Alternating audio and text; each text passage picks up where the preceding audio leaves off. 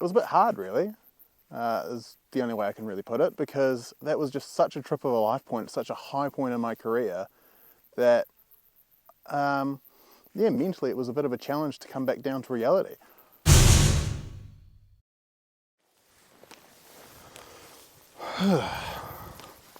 Right. Rightio team. Been a while, so I figured I'd probably owe you a bit of an explanation as to why I've been a bit missing from YouTube for the past couple of months. So this is going to be kind of a channel update, so if you're not interested in those, feel free to go watch something else a bit more interesting. But there's been a few changes around the traps, so I figured I'd better give you an update as to what's going on, why I'm not posting as regularly as usual, and what my hopes for the future are for the OnThrottle channel. So obviously the last big videos I did were the Himalayan 450 launch videos. That was utterly insane, and coming back from that experience was a bit, well, it was a bit hard, really, is the only way I can really put it, because that was just such a high point in my career that, yeah, mentally it was a bit of a challenge to come back down to reality. So, yeah, really, really difficult. Going to the Himalayas is just something that, if you can have a bucket list, put it on there. It's an incredible, mind-blowing place. Northern India is absolutely lovely. The people are amazing, and you really can't beat that experience. So when I got back from that, I put Rosie the Rally on the market. So if you follow me on other social medias, you'll know Rosie the Rally has been sold. So I will do a wrap up as to why I got rid of the 250 Rally, but I also still have this in the garage, the long-term loan Moto Morini X-Cape, which was meant to be for about 3 months, and we're now 6 months in and I've still got it. So don't tell Moto Morini NZ I've still got their bike, because I'm really enjoying it. That said, in truth, this is my first ride in 2 months. So since getting back from India, we've had a few things going on family-wise, and with it being summer and summer holidays, I simply just haven't had the time to ride. So I rode this into Hamilton a couple of times in November, and I haven't ridden since, and it's now beginning of February.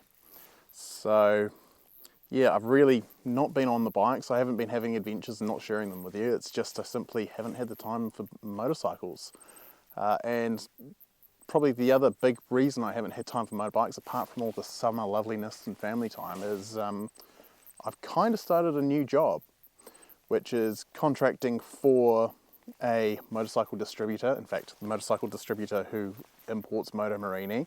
So that's brought up a few challenges on how I obviously display content and how I go about doing things, because while I'm not an employee of that company, I still obviously have a vested interest in producing content now around bikes they're trying to sell. So I'm still trying to figure that out, which is why primarily I've not been really doing much. I've also been trying to get my head around this new job and new role and stuff. So yeah, it's a challenging time, but I'm hoping that the OnThrottle channel is still going to be a part of my life, something that I'm going to actually go back to enjoy working on, because since coming back from India, just the idea of trying to work out what content to put on has been quite challenging, really.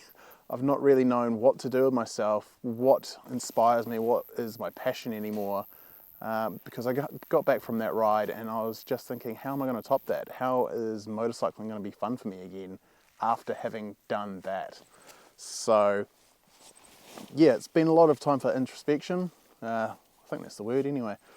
Thinking about what I'm going to do with myself and how I'm going to best sort of not only do the content, but also have time for my family, which in a way, motorcycling was really getting in the way of that. All I could think of was getting out for a ride, producing content, need to do this, need to feed the YouTube beast. And I feel I was neglecting my family a bit there, so that's another reason. There's always heaps of reasons why you disappear off YouTube, so those are mine. But yeah, going forward into the future, I'm not going to be posting every week anymore. I'm simply not going to have the time to do that. But there is going to be things going on. If I happen to have a bike and I do a video on one that the company I contract for sells, I will be upfront about that. I will say this: I do contract marketing work for this company. Take everything I say with a grain of salt, because I obviously have some bias, which is something weird to get my head around after 10 years in journalism. Still going to be doing journalism writing stuff, and hopefully still testing bikes that are from companies other than the one I'm contracting to. But it's obviously going to take a bit of a back seat for now, because really trying to get my house in order. And yeah, I hope you respect that. And yeah, if you want to stick around for the next journey, all the cool stuff in the future that I hope to achieve. I haven't worked out what it is yet, but it's still going to involve motorcycles to a degree. Yeah, please stick around. Otherwise, it's been lovely having you along for the ride with OnThrottle. I'm really proud of what I've achieved, especially in this last year, getting the channel up to that 1,000 subscriber mark and getting it monetized. But for now, I'm sort of going to focus on enjoying motorcycling more, producing less content, hopefully producing higher quality content. But yeah, I thought I owed you guys an explanation. There it is. So yeah, I don't really know how to finish this video because it's pretty, I don't know, personal.